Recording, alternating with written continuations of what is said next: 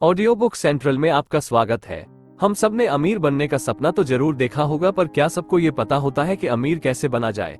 तो इसीलिए आपकी मदद करने के लिए आज हम लेकर आए हैं बुक समरी, जो आपको ऐसे 9 स्टेप्स बताएगी जिसको अगर आपने फॉलो किया तो आप लॉन्ग टर्म में बहुत वेल्थ जनरेट कर पाएंगे। और इसके साथ ही इन्वेस्ट, सेव और बजट की स्ट्रैटेजीज पर भी हम चर्चा करेंगे।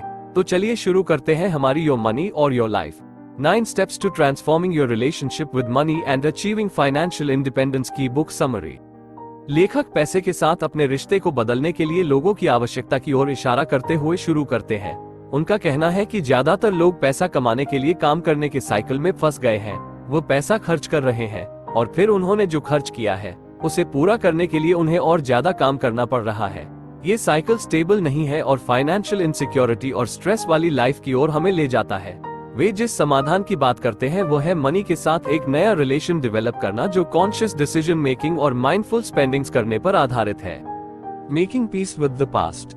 लेखक रीडर्स को अपने फाइनेंशियल पास्ट के साथ पीस बनाने के लिए एनकरेज करते हैं। इसमें वह फाइनेंशियल हिस्ट्री जैसे कि इनकम, एक्सपेंसेस, डेट्स और एसेट्स है जो व्यक्ति के पास्ट में थी, उन्हें इंक्लूड करते हैं। लेखक सुझाव देते हैं कि हमें एक चार्ट या स्प्रेडशीट बनाना चाहिए जो हमारे पास्ट के ये सभी फाइनेंशियल फैक्टर्स को इंक्लूड करता हो। इससे ये होगा कि हम फाइनेंशियल चार्ट से जान पाएंगे कि पास्ट में हमने ऐसी कौन से स्पेंडिंग्स किए जो हमें पीछे खींच रहे हैं। अतीत के साथ शांति बनाने का एक महत्वपूर्ण पहलू इमोशनल और साइकोलॉजिकल इम्पैक्ट को एग्जामिन करना है जो आपके जीवन पर पैसे से पड़ा है। हमें अपने अर्लीस्ट मेमोरीज के बारे में सोचना चाहिए और यह पता करना चाहिए कि कैसे उन्होंने जिस फाइनेंशियल सिचुएशन में हम आज के दिन में हैं हमें इसमें डाला। वे रीडर्स को शर्म, अपराध बोध और धन के प्रति फियर की भावनाओं का पता लगाने के लिए कहते हैं और किसी भी लिमिटेड बिलीव को एक्सेप्ट करने के लिए प्रोत्साहित करते हैं जो उनके फाइनेंस को लिमिट करने की उनकी कैपेबिलिटी के बारे में हो। अल्टीमेटली मनी के साथ पीस बनाने का मतलब है कि ये देखना कैसे हमारे पास्ट में मनी ने हमें इम्पैक्ट किया और यह भी देखना कि हमने कहां से मनी लीक्स किए, यानी वो कौन से ऐसे स्पेंडिंग्स किए जिनकी जरूरत नहीं थी। की फाइनेंशियल कॉन्सेप्ट्स जैसे कि इनकम, एक्सपेंसेस, एसेट्स और लायबिलिटीज। लेखक कहते हैं कि हमें इन सभी कॉन्सेप्ट्स के लिए बैलेंस शीट लगानी चाहिए ताकि हम अपनी फाइनेंशियल प्रोग्रेस को ट्रैक कर सके। इन बेसिक कॉन्सेप्ट्स के बारे में जानकर हम बेटर और इन्फॉर्म्ड फाइनेंशियल डिसीजंस ले सकते हैं और फाइनेंसेस पर अपना और ज्यादा कंट्रोल बना सकते हैं। हमें अपनी इनकम को मंथली या एनुअल बेसिस पर ट्रैक करना चाहिए ताकि हमें पता हो कि आने वाले समय में हमें कितना खर्चा करना है और कितने सेविंग गोल्स रखने हैं। दूसरी तरफ एक्सपेंसेस यानी खर्चे वो होते हैं जो पैसा हम खर्च करते हैं, जैसे कि रेंट, यूटिलिटीज, फूड, ट्रांसपोर्टेशन और एंटरटेनमेंट। अपने एक्सपेंसेस को डिटेल में ट्रैक करने से हम उन एरियाज को आइडेंटिफाई कर पाते हैं जहां हमें स्पेंडिंग्स यानी हमारे खर्चे घटाने चाहिए।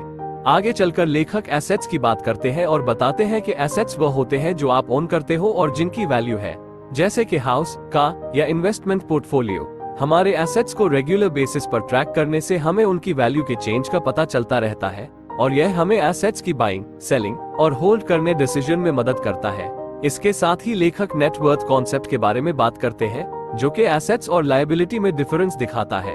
नेट वर्थ कैलकुलेट करके हम ये जानते हैं कि हमारी financial situation over the period of time कैसे इंप्रूव हो रही है और आप इसके साथ इन्फॉर्म्ड डिसीजन बना सकते हैं कि जो रिसोर्सेज आपके पास है उन्हें कैसे और कहां लगाया जाए। Step 3, calculating your real hourly veg.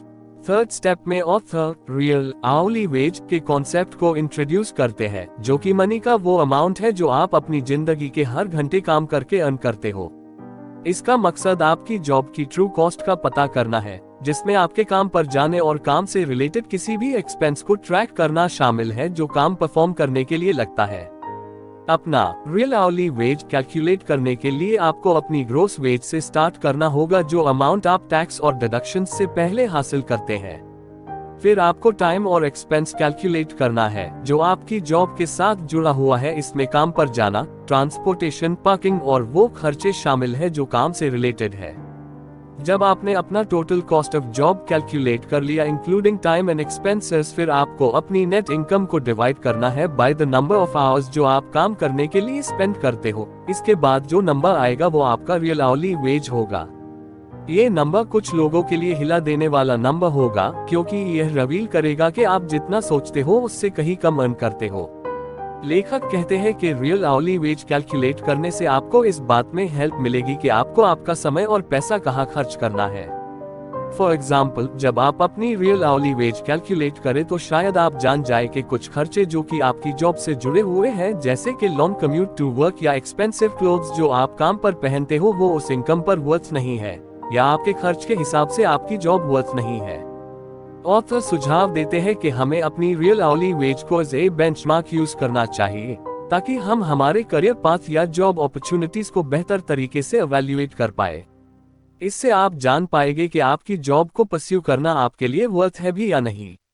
Overall, real आवली veg का कॉन्सेप्ट हमें हमारी जॉब के ट्रू कॉस्ट की डीपर अंडरस्टैंडिंग देता है, जो कि हमें हमारे टाइम और पैसा कहाँ लगाना है के डिसीजन को लेकर मदद करता है। Step 4, trekking your spending. लेखक कहते हैं कि अपनी स्पेंडिंग्स को कंट्रोल करने और इसके बारे में और क्लैरिटी रखने के लिए यह बहुत इंपॉर्टेंट है कि आप अपनी स्पेंडिंग को ट्रैक करें। हमें अपनी स्पेंडिंग्स ट्रैक करने के लिए सिंपल सिस्टम्स जैसे कि नोटबुक या स्प्रेडशीट्स यूज करनी चाहिए, ताकि हम सारे एक्सपेंसेस को रिकॉर्ड कर सके। स्पेंडिंग ट्रैक करते वक्त इन्हें डिटेल में ट्रैक करें, जिसमें हर एक्सपेंस की अमाउंट, डेट और कैटेगरी शामिल करें। ये डिटेल एरियाज को आइडेंटिफाई करेगा जहां पर हम ओवर स्पेंडिंग्स कर रहे हैं। इसकी मदद से हम ओवर स्पेंडिंग्स को कट करने के लिए बेहतर तरीके से काम कर सकते हैं। अपनी स्पेंडिंग्स की इंफॉर्मेशन को अपना मंथली बजट बनाते वक्त यूज करें और एक स्पेंडिंग लिमिट को सेट करें, ताकि आप फालतू के खर्चे करने से बच सके। Step 5, making a spending plan. 5th step में लेखक स्पेंडिंग प्लान बनाने के लिए एनकरेज करते हैं और कहते हैं हमें वो स्पेंडिंग प्लान बनाना चाहिए जो हमारी वैल्यूज और प्रायोरिटीज में फिट बैठता हो। स्पेंडिंग प्लान बजट प्लान की तरह ही होगा, पर इसमें आप उन एक्सपेंसेस को टॉप पर लिखते हैं जहां आप आपकी मोस्ट इम्पोर्टेंट स्पेंडिंग्स करते हैं, जो आपकी बेसिक नीड्स पूरा करने के लिए जरूरी है। इसके अलावा ऑथर कहते हैं कि अपनी इनकम का कुछ हिस्सा हमें इन्वेस्टमेंट में लगाना चाहिए, जो कि over the period of time आपके लिए वेल्थ जनरेट कर सके और जो बाद में आप लाइफ के अन्य हिस्सों में यूज कर सके। इसके बाद लेखक कहते हैं आपको वो एक्सपेंसेस निकालने हैं जो नॉन एसेंशियल है, जैसे कि एंटरटेनमेंट या लग्जरी आइटम्स जो जरूरी नहीं है पर आपकी लाइफ में जॉय और फुलफिलमेंट भरते हैं। स्पेंडिंग प्लान बनाने के लिए बेहतर होगा अगर आप स्पेंडिंग ट्रैकर को यूज करें, ताकि आप जरूरत की चीजों की स्पेंडिंग पर फोकस कर सके और फालतू के खर्चों को कट डाउन कर सके। Step 6, reducing expenses.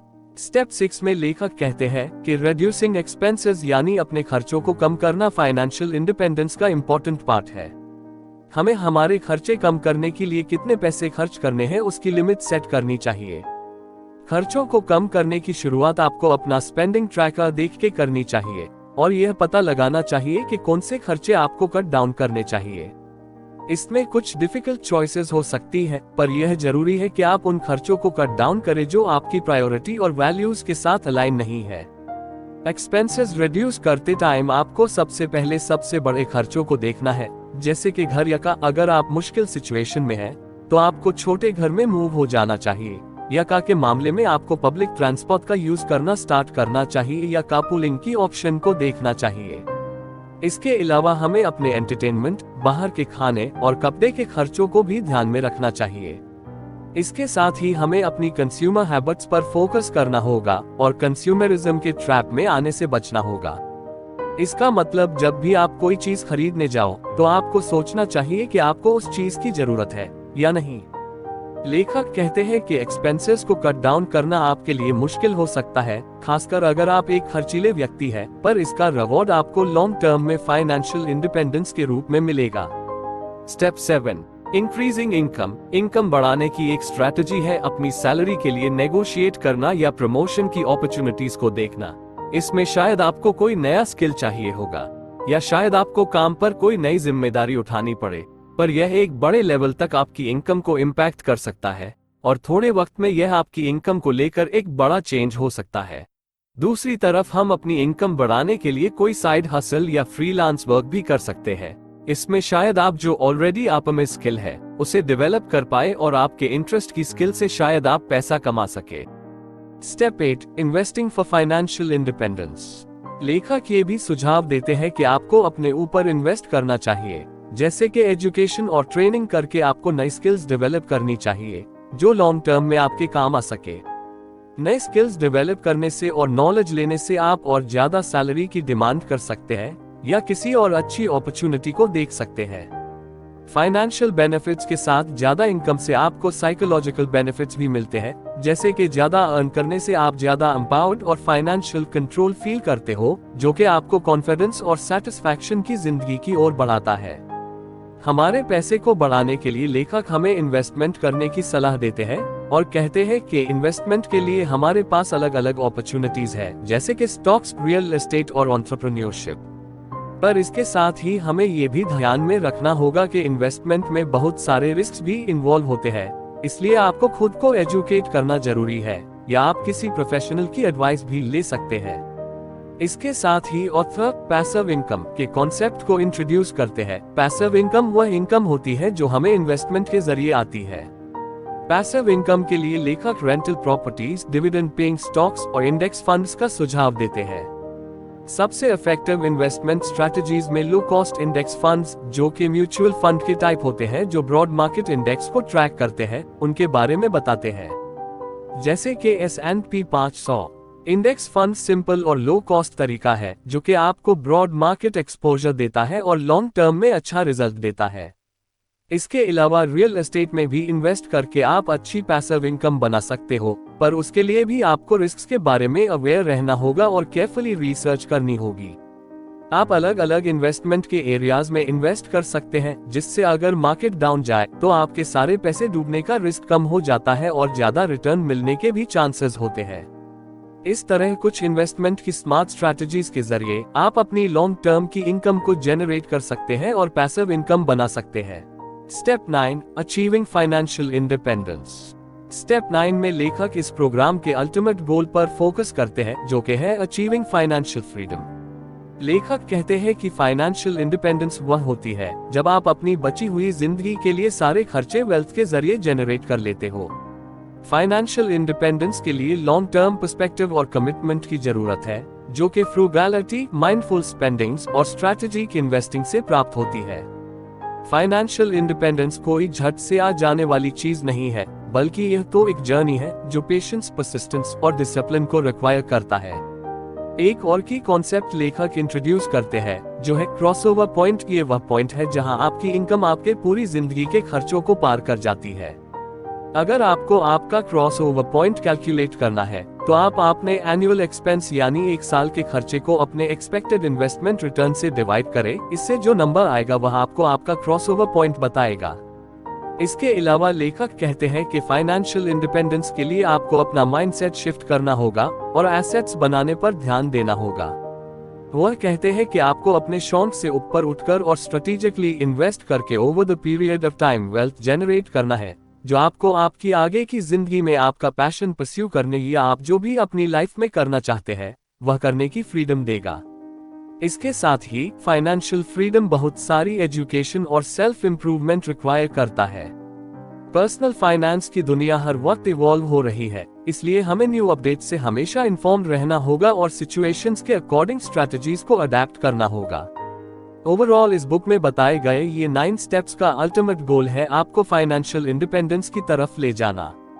इन 9 स्टेप्स को फॉलो करके आप एक स्ट्रॉन्ग फाइनेंशियल फाउंडेशन बना सकते हो और over the period of time आप वेल्थ जनरेट कर सकते हो, ताकि आप अपनी लाइफ में वह काम कर सके जो आप करना चाहते हो।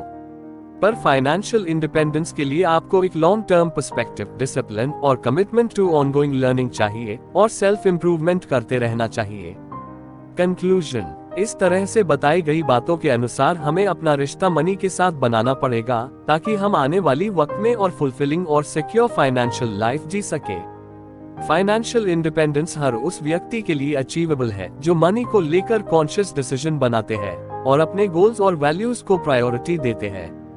ये किताब हमें कॉम्प्रिहेंसिव और प्रैक्टिकली गाइड करती है कि कैसे हम पैसे के साथ अपना रिश्ता बदल सकते हैं, ताकि हम फाइनेंशियल फ्रीडम पा सके।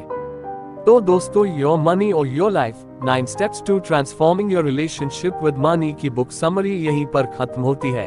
ये बुक समरी अच्छी लगी हो तो इसको लाइक और शेयर जरूर करें और ऑडियो बुक सेंट्रल को सब्सक्राइब करें, ताकि आप आने वाली ऐसी और बुक समरीज को मिस ना करें। अगर आपको आपकी पसंदीदा बुक की समरी सुननी हो तो हमें कमेंट बॉक्स में बुक का नाम जरूर बताएं। आपका बहुत बहुत धन्यवाद।